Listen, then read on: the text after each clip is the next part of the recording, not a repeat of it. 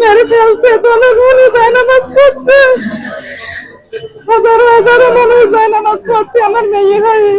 আমি এই ছেলে এই আসামির ফাঁসি চাই, জনগণের যেন এই আসামির লাশ দফন করে এই দেশে যেন জয় হয়, যে ন্যায্য শাসন ন্যায্য বিচারক আমাদের এই দেশে প্রশাসনে আমাদের সরকার যেন আছে ন্যায্য বিচারক নিয়ে, এটাই আমার অনুরোধ তারেক রহমানের কাছে, যেন দ্রুত এই আসামির ফাঁসি হয়, আমার মতন সন্তান হারা যেন কেউ না হয়। আমি চাই আমার বুক যেভাবে খালি, কোনো মায়ের বুক যেভাবে খালি না হয়, আমি চাই দ্রুত হয় এই আসামির ফাঁসি। যখন হত্যাকাণ্ড হয়েছে তখন থানাতে যখন মামলা হয়েছে, পুলিশকে ইনফর্ম করা হয়েছে, পুলিশ আসছে ঘটনাস্থলে, আসার পরে সে কিন্তু তখন পুলিশের পিছনে পিছনে ঘোরাফেরা করতেছে।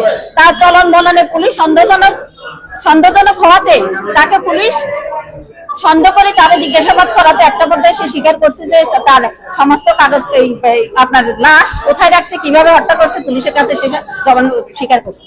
আলহামদুলিল্লাহ আমরা সকলে আজকে খুশি, আমাদের এলাকাবাসী সবাই কিছুক্ষণ পরে আমরা মিষ্টি বিতরণ করবো আমরা এবং বিজয় মিছিল করবো সরকারের নিকট। আমার আত্মা আবেদন, আমরা দ্রুত সময়ের মধ্যে যেন এই আসামি খুনি শাহাদাতের যেন রায়টা কার্যকর হয়।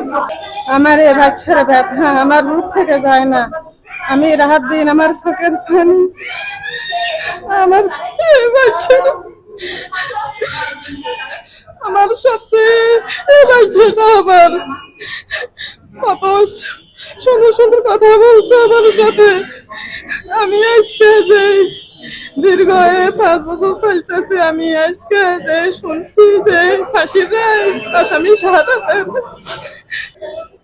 দীর্ঘ 4 বছর আইনি লড়াই করে আজকে আমার মেয়ে আসমা আক্তারের ধর্ষণ এবং হত্যাকারীকে আজকে বিজ্ঞ আদালতে তার ফাঁসির রায় দেওয়া হয়েছে।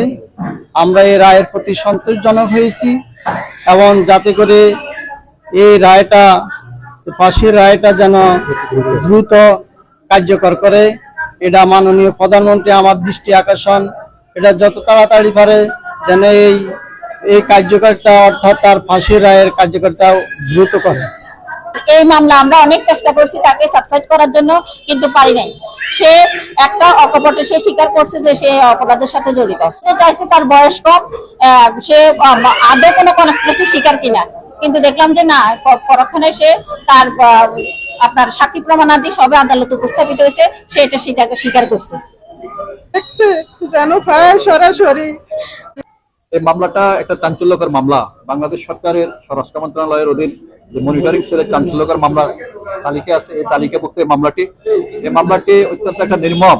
ভিকটিম আসমা আক্তারকে আসামি শাহাদাত হোসেন, ভিকটিমের বয়স মাত্র 5 বছর, প্রথমে তাহাকে ধর্ষণ করেছে। ধর্ষণের পরে ভিকটিম যখন আসামিকে চিনতে পারছে তখন সে তাহাকে হত্যা করছে।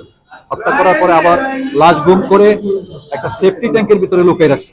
3টা অপরাধ এখানে, যেটা মানে একটা আইনের ভাষায় এবং সাধারণ জ্ঞান অত্যন্ত একটা জঘন্য অপরাধ।